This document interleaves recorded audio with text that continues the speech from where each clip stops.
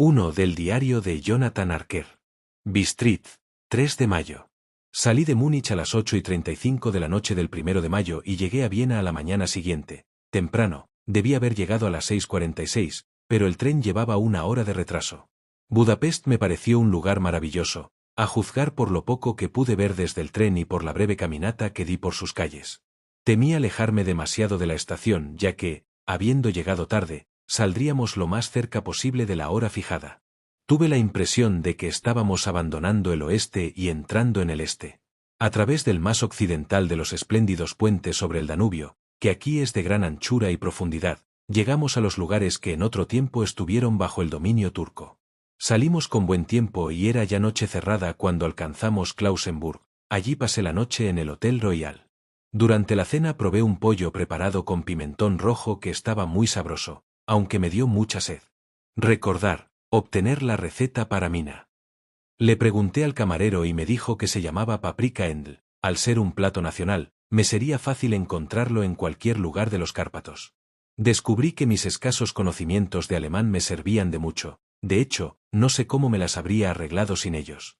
Como dispuse de tiempo libre en Londres, visité el British Museum para estudiar libros y mapas sobre Transilvania. Se me ocurrió que conocer el país sería de gran utilidad al tratar con un noble de la región.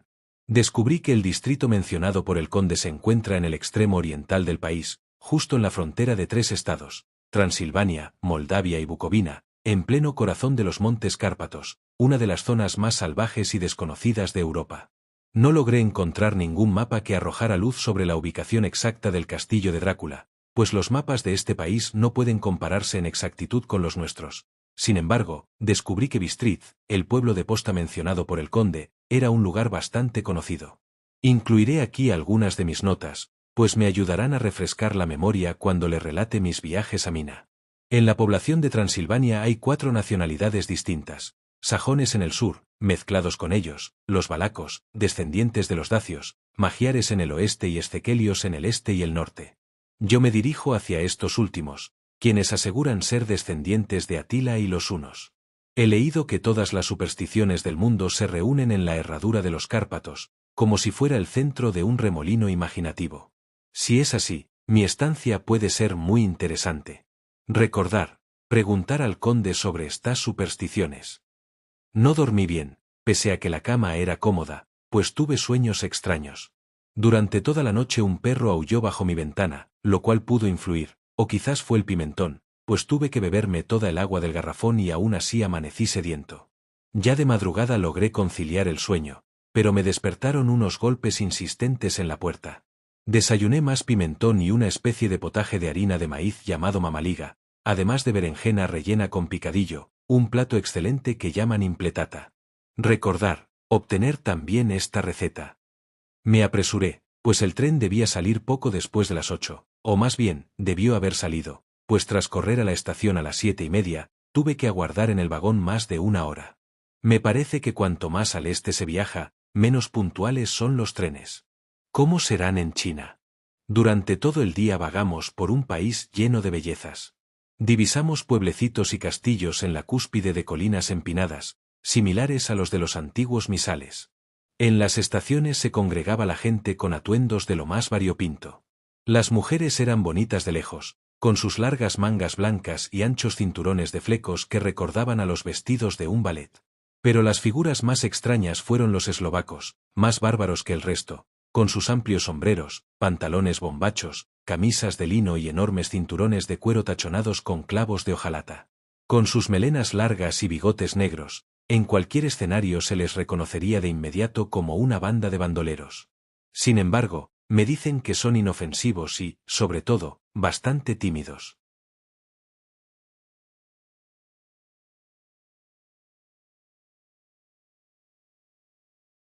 Bistritz, anochecer.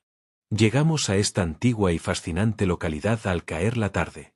Al estar prácticamente en la frontera, con el paso de Borgo conduciendo hacia Bucovina, Bistritz ha tenido una existencia agitada, y las señales de su historia son evidentes. El conde Drácula me había indicado que me hospedara en el Hotel Golden Crown, el cual resultó ser gratamente anticuado. Evidentemente me esperaban, pues al llegar me recibió una mujer de rostro alegre vestida a la usanza campesina. Tras confirmar que yo era el señor inglés, me entregó una carta. Mi querido amigo, bienvenido a los Cárpatos. Lo espero ansiosamente. Duerma bien esta noche. Mañana a las 3 saldrá la diligencia para Bucovina, ya tiene un lugar reservado. En el desfiladero de Borgo mi carruaje lo estará esperando para traerlo a mi casa. Espero que disfrute de su estancia en mi bello país. Su amigo, Drácula. 4 de mayo. Averigüé que mi posadero había recibido instrucciones del conde, pero al pedir detalles, se mostró reticente y fingió no entender mi alemán. Él y su mujer se miraron con un temor evidente. Cuando les pregunté si conocían al conde Drácula o su castillo, ambos se persignaron, y asegurando que no sabían nada, se negaron a hablar más. Todo me parecía muy misterioso y nada tranquilizador. Justo antes de mi partida, la anciana subió a mi cuarto y me preguntó con voz nerviosa, ¿tiene que ir? Oh, joven señor. ¿De verdad tiene que ir? Estaba tan excitada que mezclaba el alemán con otro idioma incomprensible. Cuando le dije que debía marchar por negocios, me preguntó, ¿sabe usted qué día es hoy? Es la víspera del día de San Jorge. ¿No sabe que esta noche, cuando el reloj marque la medianoche, todas las cosas demoníacas del mundo tendrán pleno poder? ¿Sabe usted a dónde va? Cayó de rodillas implorándome que esperara al menos 1 o 2 días. Todo aquello era ridículo, pero confieso que no me sentí tranquilo. Finalmente, tomó un crucifijo de su cuello y me lo ofreció. Como fiel de la Iglesia anglicana, suelo ver estos objetos como algo idólatra, sin embargo, me pareció descortés rechazarlo. Me puso el rosario al cuello diciendo, por amor a su madre, y salió del cuarto.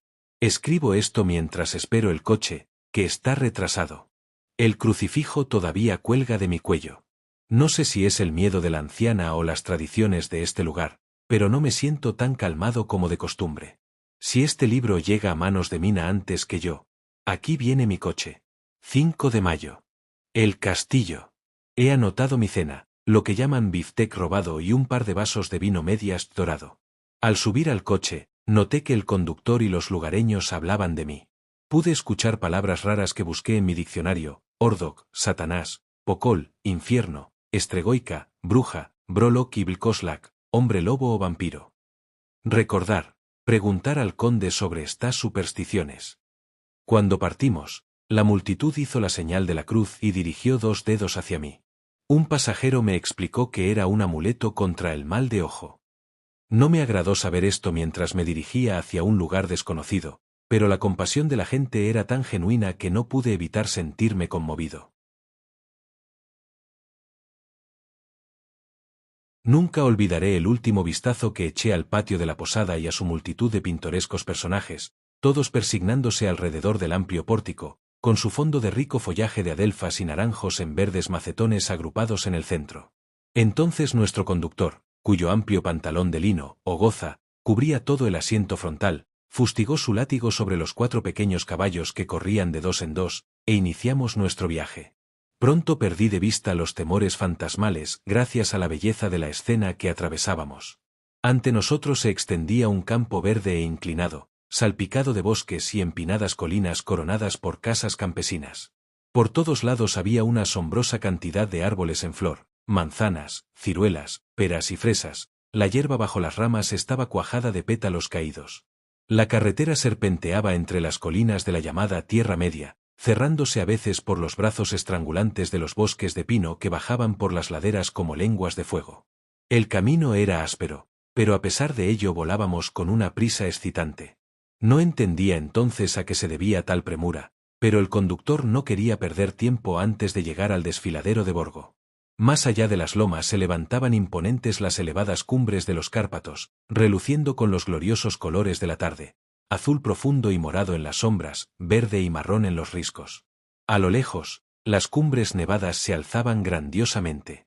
Uno de mis compañeros me tocó la mano y señaló una cima cubierta de nieve. «Mire», dijo, persignándose de nuevo. «Isten Szek, el trono de Dios». A medida que el sol se hundía, las sombras de la tarde comenzaron a rodearnos.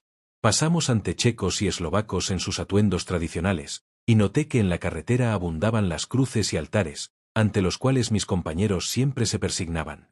Vi escenas nuevas para mí, hacinas de paja en los árboles y sauces llorones cuyas ramas brillaban como plata.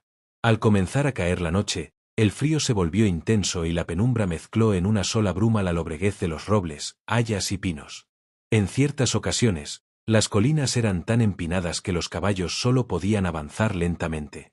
Intenté descender para caminar a su lado, como es costumbre en mi país, pero el cochero se negó rotundamente. No, no, dijo. No debe caminar aquí. Los perros son muy fieros. Y añadió con una broma macabra que hizo sonreír al resto de los pasajeros: ya tendrá usted suficiente que hacer antes de irse a dormir. La única parada que hizo fue para encender las lámparas.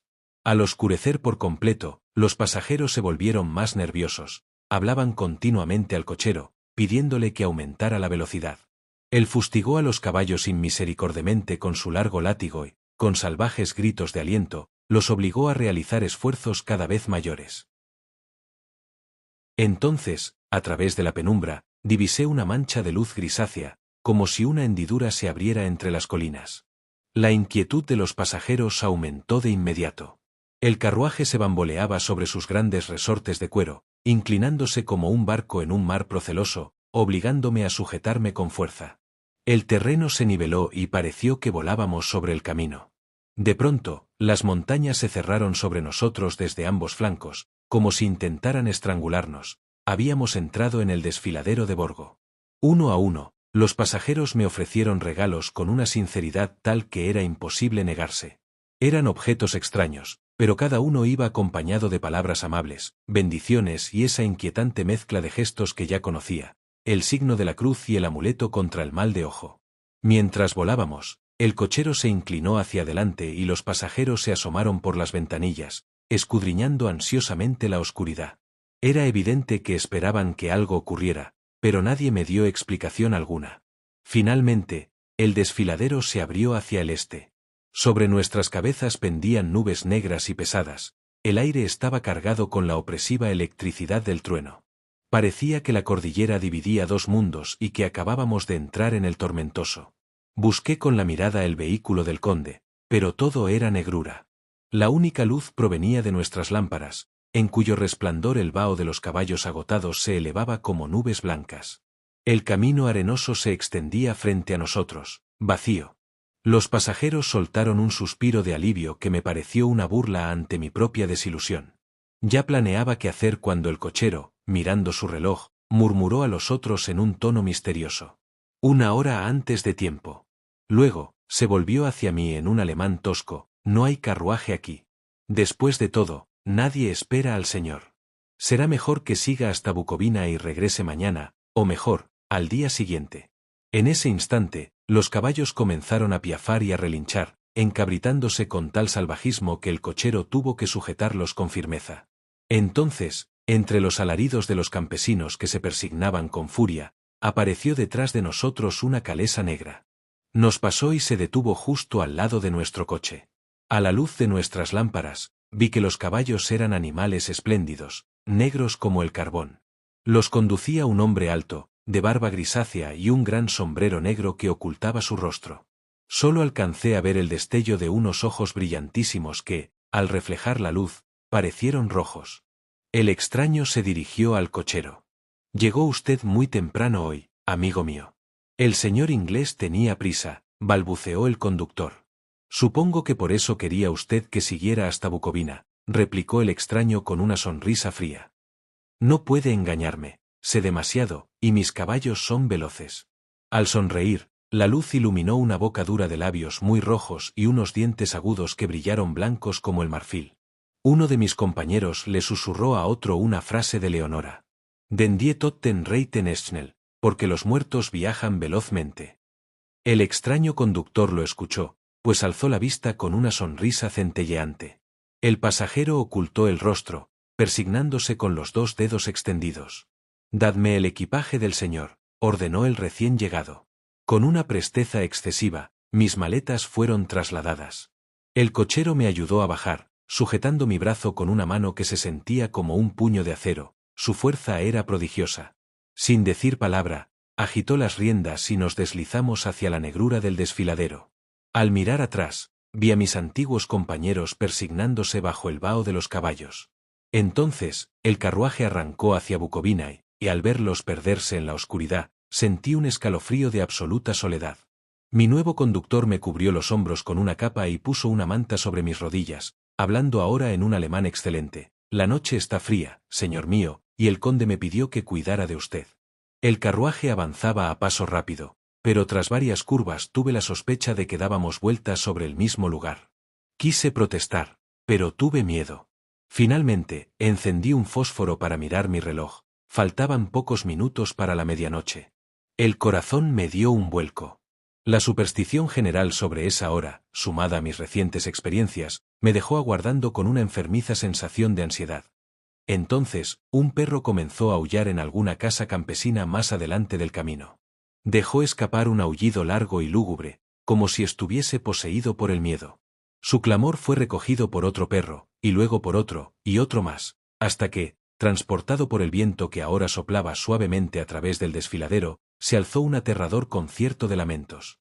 Los aullidos parecían brotar de todos los rincones del campo, extendiéndose hasta donde la imaginación alcanzaba a penetrar en las tinieblas de la noche. Desde el primer gemido, los caballos empezaron a piafar y a inquietarse, pero el cochero les habló en voz baja, tranquilizándolos, y ellos recobraron una calma tensa, aunque temblaban y sudaban como si acabaran de sufrir un susto repentino. Entonces, desde la lejana distancia de las montañas que nos flanqueaban, llegó un aullido mucho más fuerte y agudo, el aullido de los lobos. Aquel sonido nos afectó a los caballos y a mí de la misma manera. Yo estuve a punto de saltar de la calesa para echar a correr, mientras que ellos retrocedieron y se encabritaron frenéticamente. El cochero tuvo que emplear toda su prodigiosa fuerza para impedir que se desbocaran. A los pocos minutos, mis oídos se habían acostumbrado a los aullidos y los caballos se calmaron tanto que el cochero pudo descender. Los acarició y les susurró al oído, tal como hacen los domadores, con un efecto tan extraordinario que volvieron a ser obedientes, aunque todavía temblaban. El conductor retomó su asiento y reiniciamos el viaje a buen paso. Esta vez, al llegar al extremo del desfiladero, el carruaje tomó repentinamente una estrecha senda que se internaba de forma aguda a la derecha. Pronto nos vimos rodeados por árboles que, en algunos tramos, cubrían por completo el camino formando un túnel. Gigantescos peñascos nos flanqueaban como muros amenazadores. A pesar de estar protegidos, escuchábamos el viento gemir y silbar entre las rocas, mientras las ramas chocaban entre sí a nuestro paso. Empezó a nevar y, en un instante, todo quedó cubierto por un manto blanco. El viento traía aún el aullido de los perros, que se desvanecía en la distancia. En cambio, el aullido de los lobos se acercaba más y más, como si nos rodearan por todas partes. Repentinamente, a la izquierda, divisé el débil resplandor de una llama azul. El cochero la vio al mismo tiempo, detuvo los caballos, y saltando a tierra, desapareció en la oscuridad. Yo no sabía qué hacer, pues los lobos parecían estar encima de nosotros, pero, tras una breve duda, el hombre reapareció y, sin decir palabra, reanudamos el viaje. Creo que debí quedarme dormido, pues el incidente se repitió una y otra vez como una pesadilla horripilante. En una ocasión, la llama apareció tan cerca que pude observar los movimientos del cochero. Se dirigió al fuego y colocó unas piedras en una disposición significativa. Entonces fui víctima de un extraño efecto óptico. Mientras él estaba parado frente a la llama, no pareció obstruirla. Seguí viendo su fantasmal luminosidad a través de su cuerpo. Me asombré, pero supuse que mis ojos me engañaban debido al esfuerzo en la negrura. Finalmente, las llamas desaparecieron y nos lanzamos velozmente a través de la oscuridad, con los lobos siguiéndonos en círculos envolventes. El cochero se alejó más que nunca en su última parada, y en su ausencia, los caballos temblaron de puro terror. Los aullidos habían cesado, pero entonces la luna apareció tras una cresta de pinos, y a su luz, vi que estábamos rodeados por un círculo de lobos. Tenían dientes blancos, lenguas rojas colgantes y pelo hirsuto. Eran 100 veces más terribles en aquel lúgubre silencio que cuando aullaban. Caí en una parálisis de miedo. Solo frente a tales horrores se comprende su verdadero significado. De pronto, los lobos rompieron el silencio con un aullido unísono, como si la luz de la luna los excitara. Los caballos se encabritaron impotentes ante aquel círculo viviente de terror. Grité al cochero que regresara, golpeando la calesa para espantar a las fieras.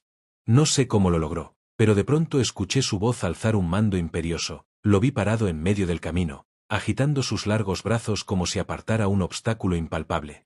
Los lobos se retiraron justo cuando una nube ocultó la luna.